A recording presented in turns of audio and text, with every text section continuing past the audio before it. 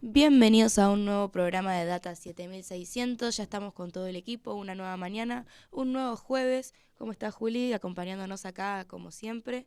Todo bien, Lula, muy lindo día. Sí, lindo día pero nublado, una máxima de 15 grados para el día de hoy, actualmente está haciendo algo de 11 y se espera un poquito de lluvia a partir de las 13 horas. Después de lo que fueron varios días con temperaturas muy agradables en Mar del Plata. Muy lindo estuvo, muy lindo, pero bueno, viste, todo llega a su fin y los días lindos llegaron a su fin y bueno, actualmente nublado y para el fin de semana también se espera un poquito de lluvias y días nublados para resguardarse un poco también y quedarse un poco adentro. Bueno, retomamos con la información del día de hoy porque tenemos un programa muy cargado de información. Para comenzar, con el atentado que sucedió en estos últimos días en cuanto al riesgo de vida que corrió la vicepresidenta de la Argentina, Cristina Fernández de Kirchner. La verdad, un hecho totalmente repudiable que sucedió en nuestro país. No se puede permitir que en democracia continuemos con estos hechos totalmente desagradables. Y bueno, con todo esto se generó con el discurso del presidente que dio horas después del atentado, se generó toda una polémica en cuanto a la oposición y al oficialismo, en cuanto al debate sobre la incorporación de la expresión de discursos de odio en los repudios, ¿no es cierto?, institucionales que se produjeron al ataque. En cuanto a esto, la Argentina no cuenta con una ley específica en donde sancione los discursos de odio.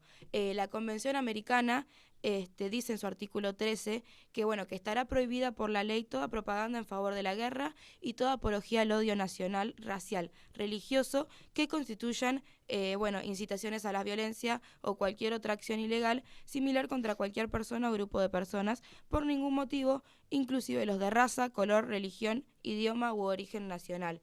En cambio, organismos internacionales definen a los discursos de odio como el uso de la violencia verbal hacia una persona o un grupo de la sociedad en lo que tiene que ver con su religión, raza, género u otro factor de la identidad. Según los especialistas, las críticas políticas no pueden ser consideradas como discursos de odio. Un dato muy importante es que el equipo del LEDA realizó un trabajo de investigación, un estudio, una encuesta, fue en este caso una encuesta a nivel nacional, en donde se encuestó a una cantidad no tan amplia de personas. Es un estudio de bajo... O sea, de bajos números, o sea, no es una cantidad amplia a la que se encuestó, pero permitió también sistematizar información en cuanto a los discursos de odio. El resultado de esta encuesta indica que un 26,2% de la ciudadanía argentina promovería o apoyaría a los discursos del odio. Increíblemente hay personas que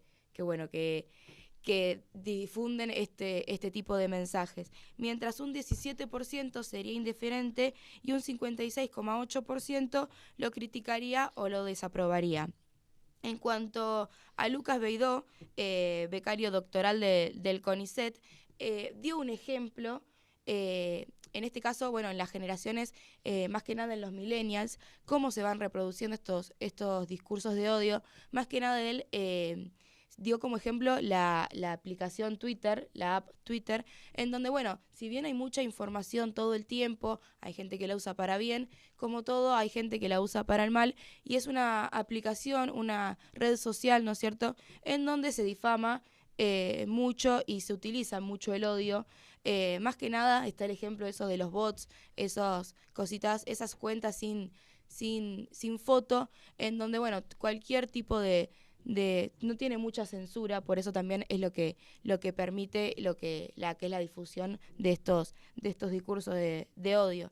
En realidad el problema, y ya para ir cerrando, el problema en prohibir estos discursos de odio es que hay una línea muy fina entre lo que es la prohibición del odio o la incitación a la violencia, en lo que tiene que ver con el abuso por parte de la autoridad, ¿no es cierto?, por el gobierno, en este caso por el Estado, de hacer uso de esta censura, y eso, en democracia podría ser un problema para lo que es la libertad de expresión, que es el derecho de todo ser humano que poseemos por suerte, ¿no es cierto?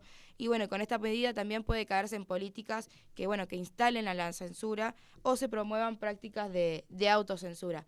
Claro está que los discursos de odio tienen que ir desapareciendo, es todo un proceso, no van a desaparecer de un día para el otro, pero bueno, quizás ponerlo en práctica y en discusión, en un momento donde hubo tanta conmoción como fue el atentado de Cristina contra la vida de Cristina Kirchner, la vicepresidenta de la Argentina, para mí no fue el momento.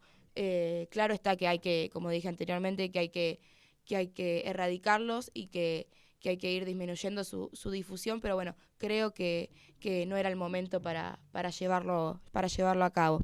Pero bueno, con esto pasamos a otro tema totalmente distinto, porque nos vamos con Juli, que después del bloque, del corte, tiene para hablar sobre las inundaciones que se produjeron en Pakistán.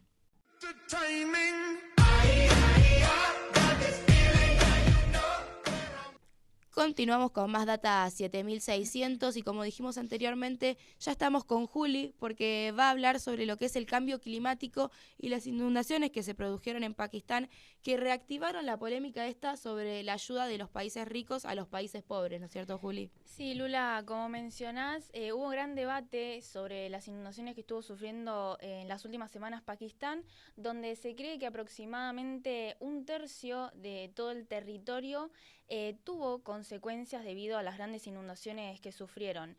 Hace algunos días el secretario general de la ONU, Antonio Guterres, manifestó que el sur de Asia es uno de los focos calientes sobre la crisis climática mundial que estamos atravesando.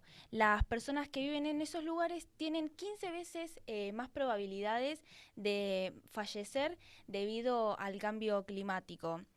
Un estudio reciente reaviva la posibilidad de que los temporales de gran intensidad en el subcontinente se tripliquen en los próximos 10 años, incluso aún si se reduce la cantidad de emisiones de gases de efecto invernadero causantes lo que tiene que ver con el calentamiento global.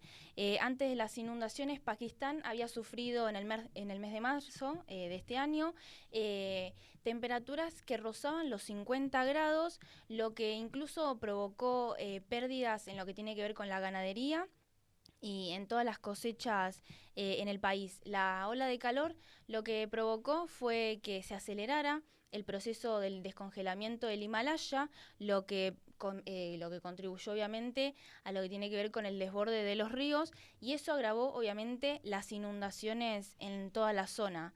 El gobierno pakistaní lo que estima hasta el momento es una pérdida de 10.000 millones de dólares para tratar de reconstruir lo que hasta el momento ha destruido las inundaciones que maltraen a todo el territorio. La provincia más afectada fue Sinu, que parece no estar preparada para este tipo de catástrofes, no tiene plan de reforzar las infraestructuras hidráulicas, ni tampoco el sistema de alcantarillado que evitaría lo que tiene que ver con las inundaciones de las calles.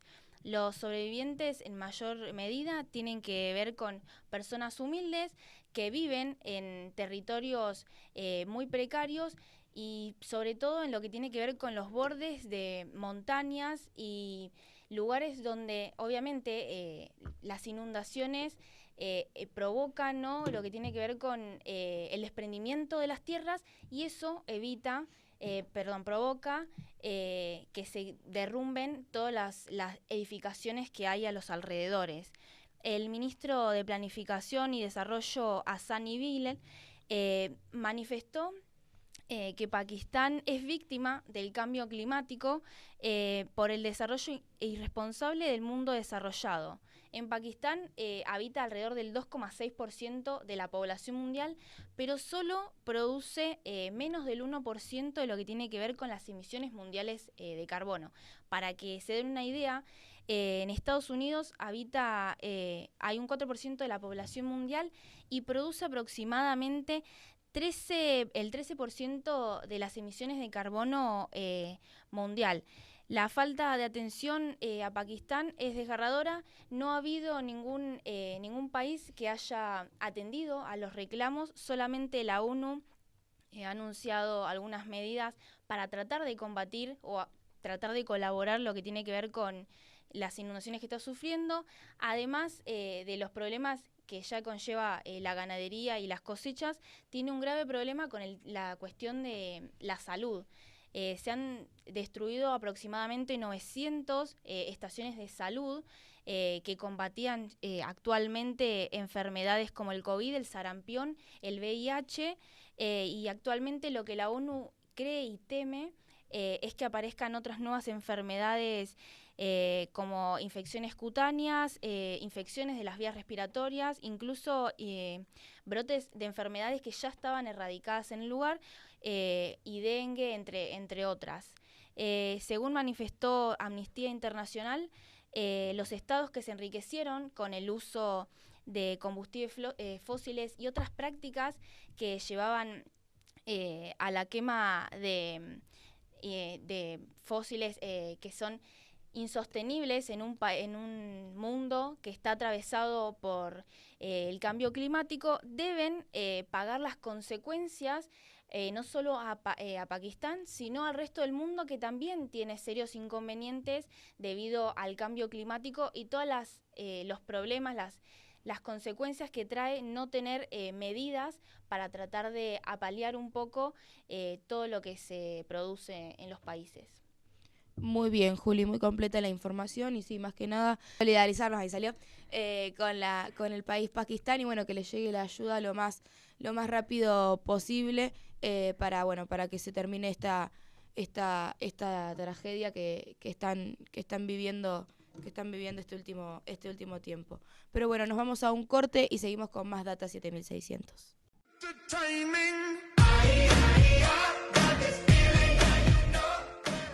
Continuamos con más Data 7600. Ya está Fiore en nuestro piso. ¿Cómo está, Fiore? ¿Cómo va, Lu? ¿Cómo va a todos? Bueno, bienvenida, Fiore. Y Fiore, en esta oportunidad, en el programa anterior estuvimos hablando sobre lo que eran los recortes en salud y educación. Tuvimos una columna acerca de ese tema y este jueves nos vas a traer otro recorte más, pero en este caso sobre los recortes en discapacidad. Exactamente, hablamos de estos recortes que afectan directamente a lo que es la sociedad argentina. Hablábamos de la educación, de cómo afecta esto a una población que ya viene golpeada en este tema con todo lo que es la pandemia.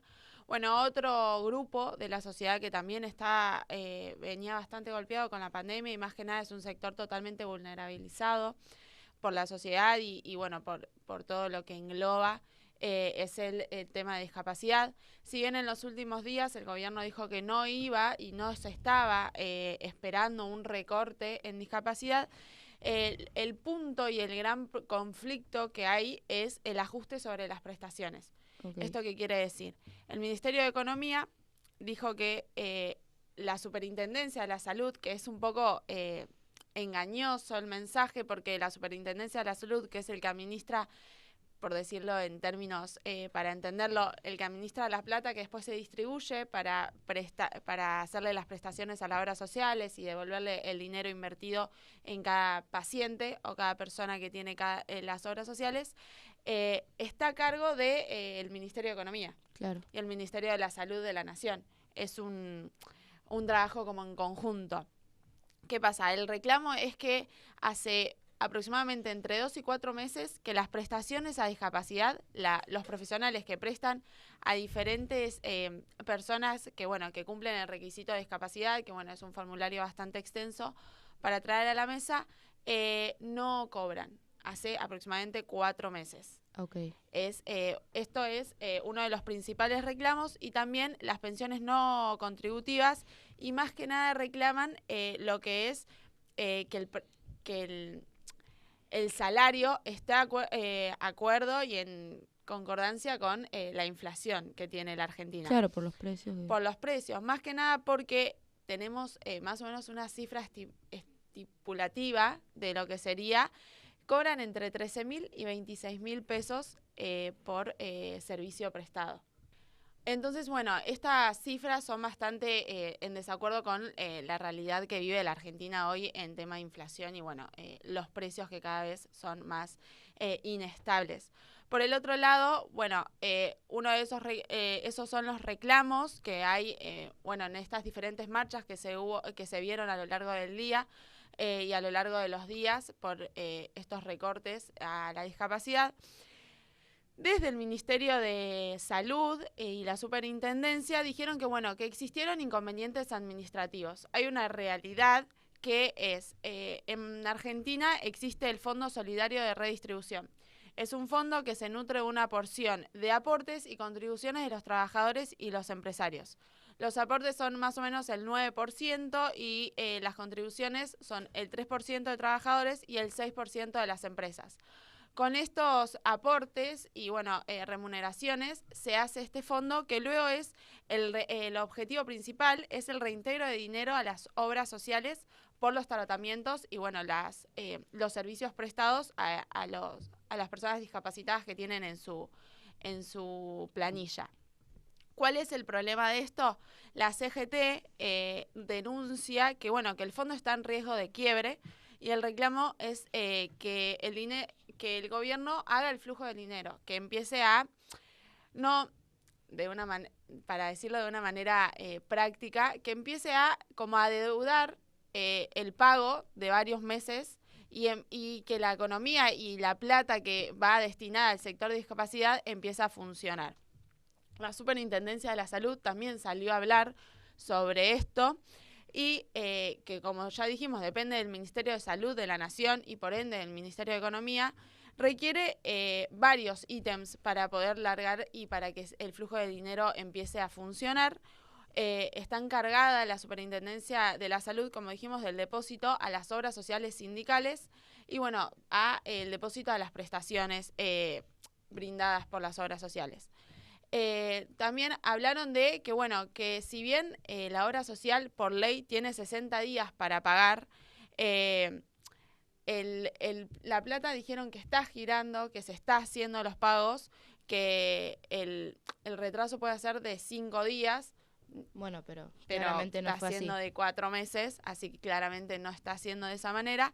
Pero bueno, que lo que dijeron es que el prestador, el profesional, factura y ese mismo día o más tardar al día siguiente quiere cobrar. La cosa, la verdad que no es así porque están, reclamando una falta de pago de 4 meses. Por el otro lado, es necesario aclarar que las prestaciones no son solo, por ejemplo, que vos decís, bueno, hay recorte de discapacidad, hay recorte a lo que es el acompañante terapéutico, hay recorte en todo, en el transporte, en la educación, en el boleto, en demás puntos que, bueno, que influyen directamente a la persona que, es vulnerabilizada ya desde un principio. Por ejemplo, en el transporte, el 10 de agosto, se aumentó el subsidio, se pasó el Ministerio de Transporte de la Nación aumentó a 80 millones de pesos mensuales el subsidio al transporte a personas discapacitadas. Massa asumió el 3 de agosto como ministro de Economía y ya el 12 de agosto se hablaba de un recorte a la discapacidad, tapando y queriendo no empezar a pagar este aumento que habían dicho 2 días antes. Sí, sí. Más o menos es un poco extraño el maneje, más que nada porque estamos hablando, como venimos repitiendo, de un sector que está totalmente vulnerabilizado, que no está visto desde el primer plano con la importancia que se tiene que mirar. Y bueno, estos recortes no solo afectan a la persona, sino afectan a los profesionales que trabajan para la persona, que Obvio. es su trabajo principal. Así que bueno, estas marchas van a seguir en el interior y bueno, en todo el país, buscando una solución. No solo el cobro, sino la facilidad para hacer su trabajo. Exactamente, Fiore. Bueno, esperemos que se solucione de la mejor manera porque realmente hay personas que lo necesitan y necesitan una respuesta urgentemente. Pero bueno, ya llegamos al último corte. En el próximo bloque nos vamos al deporte, al Estadio Minela y va a estar Pedro Negri hablando con nosotros. Nos vamos a un corte y enseguida volvemos.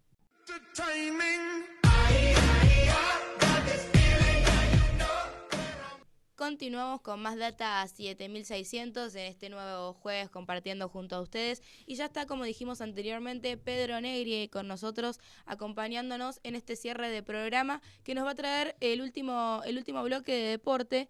Pedro Negri, ¿cómo estás?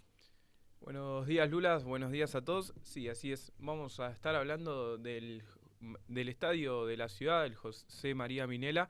Bueno, tan así se hizo viral la noticia de estas últimas semanas, en donde el intendente Guillermo Montenegro estuvo hablando con Chiqui Tapia y estuvieron y se pusieron de acuerdo para que el Minella sea la sede de los mundiales, es decir, la sede de la selección argentina durante los próximos 30 años. Bueno, esto parecía que iba a ser una gran noticia para la ciudad por todo lo que conlleva ser la sede de la selección argentina, pero bueno, realmente no es tan así. Hace 2 semanas que se juntaron Guillermo Montenegro con el presidente de la AFA, Chiqui Tapia, y todavía no hay ninguna algo escrito en donde se ponga en valor el José María Minella, que como ustedes saben y como toda la marplatense sabe, está realmente en abandono.